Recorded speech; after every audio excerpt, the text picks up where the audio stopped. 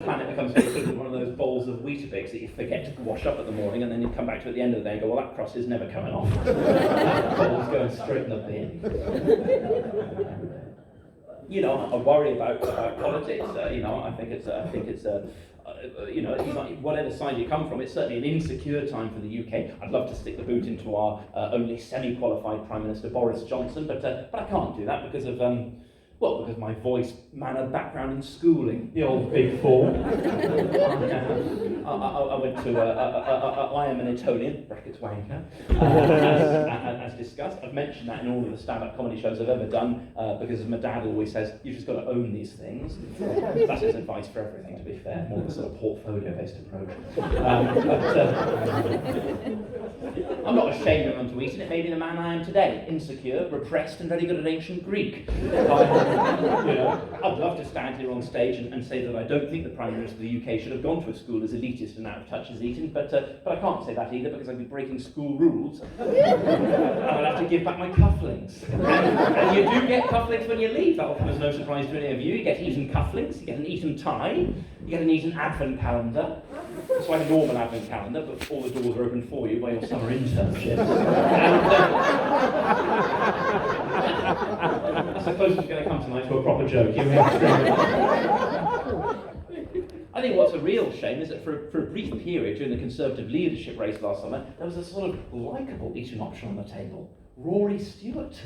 Be still my beating heart. I love Rory Stewart. Exactly the kind of beta male loser Etonian I could get behind, because that was me as well. Good Lord, if you remember Rory, travelling around the country by train, vlogging about compromise, his hair still wet from the college library toilets.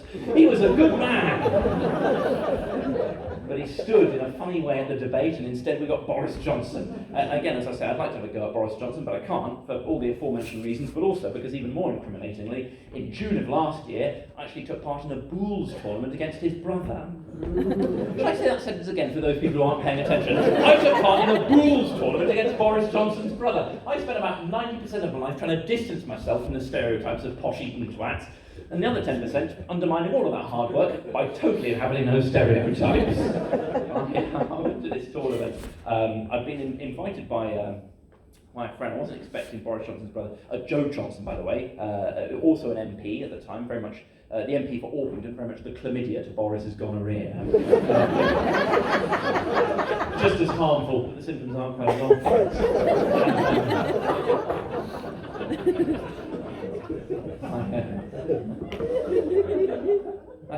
That's not entirely fair, to be fair. They actually were singing from quite different political hymn sheets. Boris was trying to steer us towards a no deal, whereas Joe was pushing for a people's vote. That's quite a sort of high tier of sibling debate, slightly bigger than you get in the Graham household, which is more about, you know, what to get our mum as her joint birthday present. You know, in the Johnson household, it's save the country or fuck the country. In the Graham household, it's line of duty box. Well, New Zealand. The old one's just looking a bit tatty. I have a mum in tatty jeans.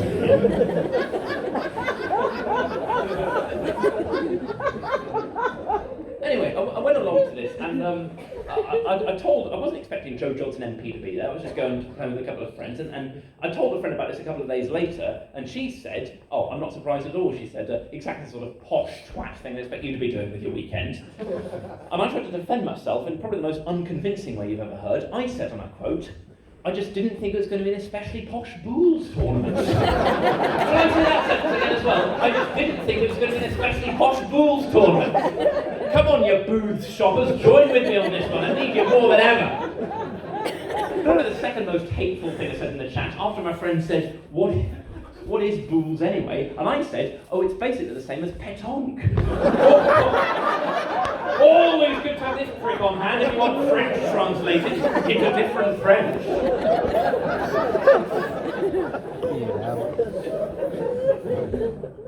If you don't know what it is, by the way, it's the game where you throw heavy metal balls at a small wooden ball, and that's it. Time passes, assets accrue value, we all go home. Joe Johnson's team actually won 5-1. I'd actually predicted it on the radio.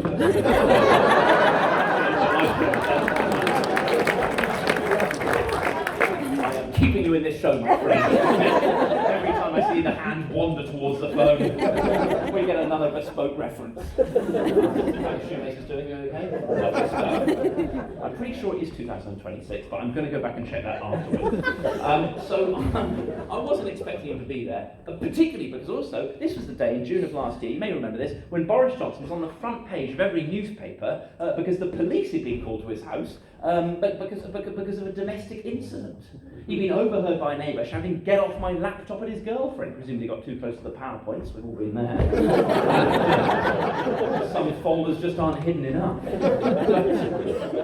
thought, if you wanted any further proof that the Johnsons do not give a solitary shit about anything or anyone, if I was on the front page, if my brother was on the front page of every national newspaper because the police had been called to his house because of a domestic incident, I wouldn't still be sashaying down to my local Bools tournament as if everything was still hunky-dory. I'd be at home with the doors locked and the curtains closed, online researching slightly cheaper gilets. I'm not going halves with that abuser, got standards. Anyway, he was there, and his team was in the same group as our team, so we had to hang out quite a lot, and they were projecting quite a superior energy throughout. And at one point, Joe Johnson MP and his friends, they were laughing at our team name, not in a kind way, our team name, Raging Bull, which we were extremely grown all you like! That's the reaction we craved. Spent a long time on WhatsApp thrashing that one out. And we called our team Raging Bull, and he said, in this quite sort of sneering way, he said, "I thought you were meant to be comedians." And I wanted to say, yeah, and I thought you'd be showing a bit more humility on this day of disgrace for you and your terrible family. But in the end, I just kept my head down and focused on the game. I am, as I say, quite a cowardly man, and nobody likes a champagne socialist lefty strop in the middle of a game of bools. One of the many things I was taught at school.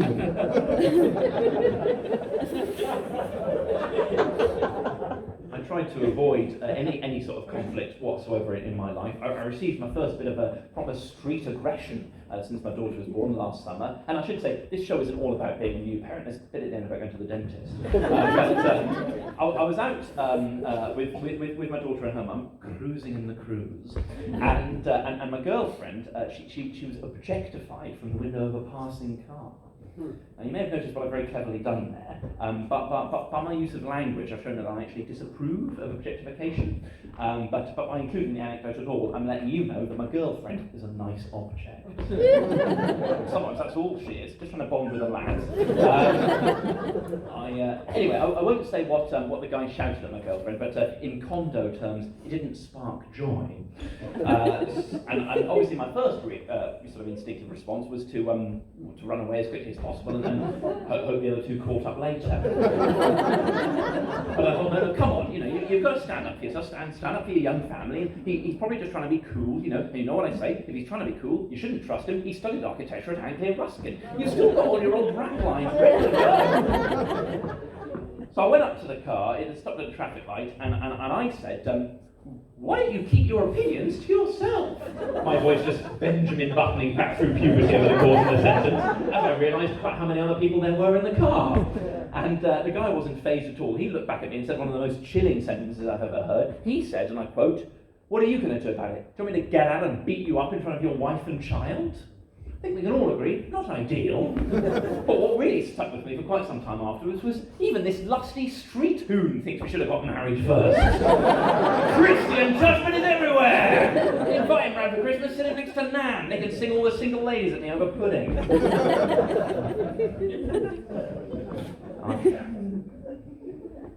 don't know. I'd like to think I look a bit older, command a bit of respect when I'm out with my young family, looking like a dad, feel like a dad, so, late 20s now, greying rapidly, hoping that makes me look adult at least and distinguished, sort of knowing that it doesn't really, because I do stand-up comedy, one of the least distinguished jobs going, vis-a-vis tonight's entire performance. And don't get me wrong, I absolutely love what I do. It's an incredible privilege to get to come out and do your quizzes all over the country. The responses they receive every single time. And when people come out, when you do a tour date in a place, you don't know very well, lots of people come, it's the most flattering thing in the world. But then sometimes what you're doing is just travelling around on your own to a gig where you're not even listed, knowing that people haven't come to see you, and just sort of desperately hoping, like you're 12 years old at school, that they'll like you, and that you can talk about bools without coming across as a wanker, or wanking without coming across as a bool, or make make jokes about appearing on ITV2's Don't Hate the Players without looking, ungrateful for the booking, because I'm not. I was very grateful for the booking. And you worry when you're a stand-up about how long, any sort of TV shelf life is going to last. I was on Mock the Week a couple of years ago, but I didn't say very much, and I laughed at my fellow comedians in a way that my brother described as undignified for a supposed colleague. You never know how long these things are going to last, and otherwise the job is just, as I say, driving around on your own, worrying about, whether all people like it and whether the shows sort of, whether they make sense, hoping that people find them funny, but also hoping that people find them interesting. You sort of desperately hope that your shows are interesting, but that's obviously harder to measure. And the last show that I did in Chorley, I hoped would be interesting. It was a show about getting ready to have a baby and the various sort of commitment anxieties that sort of brings up. And it had a mixed sort of response. It got very well reviewed at the Fringe, and a guy gave it 4 stars and said it was brave. But then a woman in Taunton wrote me a handwritten letter saying she'd found it a bit intense and had to consider musical accompaniment. So bravery really does come at a cost, as it turns out. I would have to say that heckle via thank you letter is pretty much as devastating as we get to me. To be destroyed via my chosen medium. And so that's the problem. You write a show that you think will be interesting and they sort of exercise some of your anxieties, and all you've really done is you've just taken those insecurities and anxieties on tour with you. You just do the shows to a mixed response, and then you go home to wait for the post. And you drive around the country on your own, realising that this job which you got into because you enjoyed hanging out with people is actually quite a solitary job, and you think about the show you just performed and think, does it even make sense? Is it even what I feel? Are the anxieties to do with the commitment, or are they to do with the relationship itself? Are we going in the right direction at the right sort of speed? And you worry about that, and then insecurities to frustration. Frustration turns to sort of self-pity. The self-pity turns to bitterness. The bitterness turns to selfishness. The selfishness makes you a worse partner just when your partner needs you the most. And then the baby comes along, and that's incredible, obviously, but it doesn't change everything immediately. It makes certain things harder. And actually, we spent a lot of last year apart, not partly because of work, but not entirely, and so much so that in the most undignified twist of all, I actually had to buy my old car back off my brother for, I don't need to tell you, an absolutely devastating £4. I pushed so hard for £3, but he said, as well as I do, it's not a pound increase, it's an 100% increase. Bang to rights.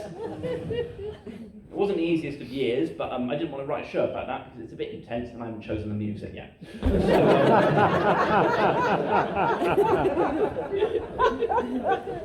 Anyway, I went to the dentist last year.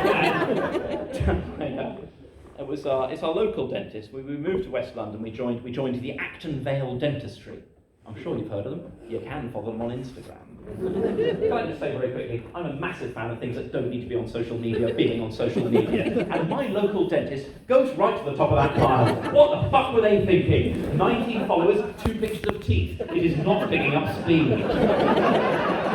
They've got this tragic sign when you go into the dentist saying, you can follow us on Instagram, and they've printed off the Instagram logo to be the second A of the word Instagram, to be all modern and cool, but actually it's more like an O, and I heard a small boy describe it as Instagram. That was a good moment in my sad life. Now, I went for my first appointment there about a year ago, and I was advised by the dentist to start using interdental brushes to deal with a build-up of plaque in between my teeth.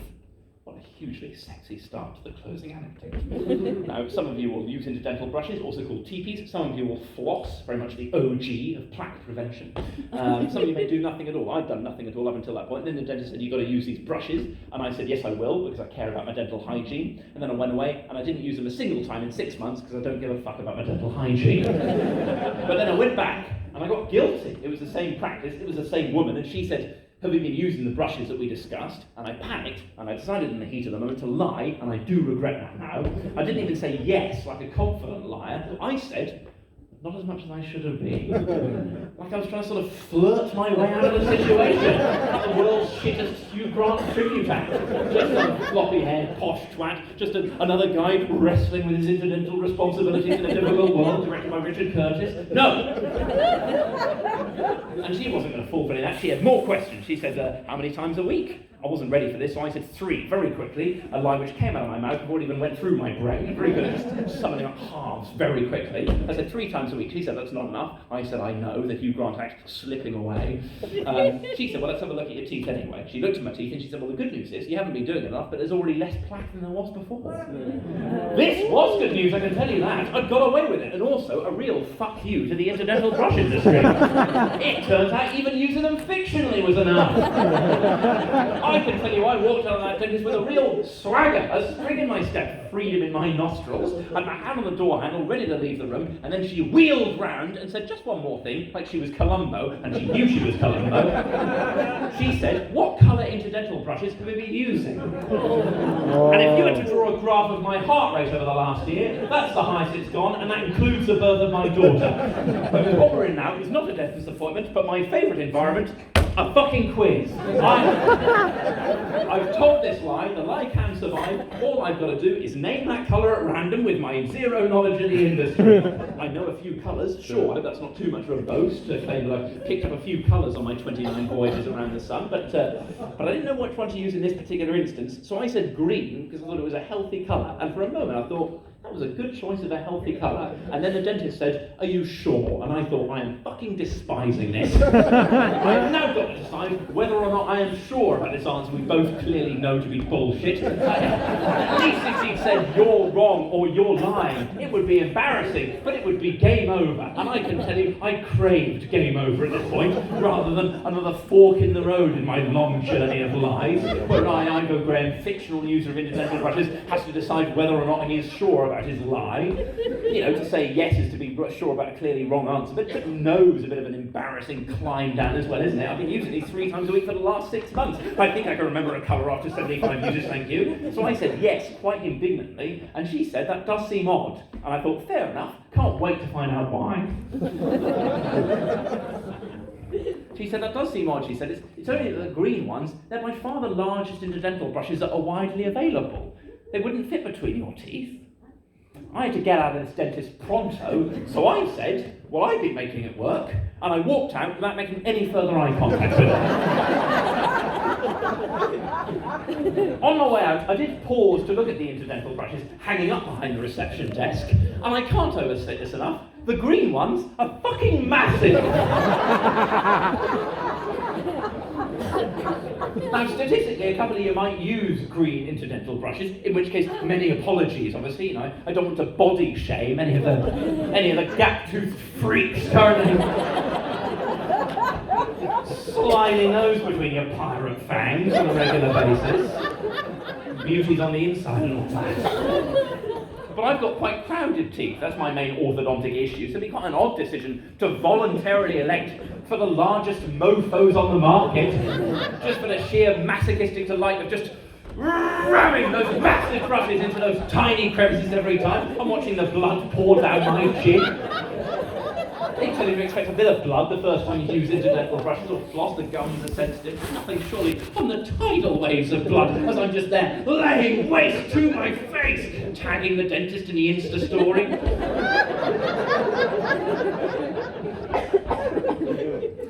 One of us must go viral.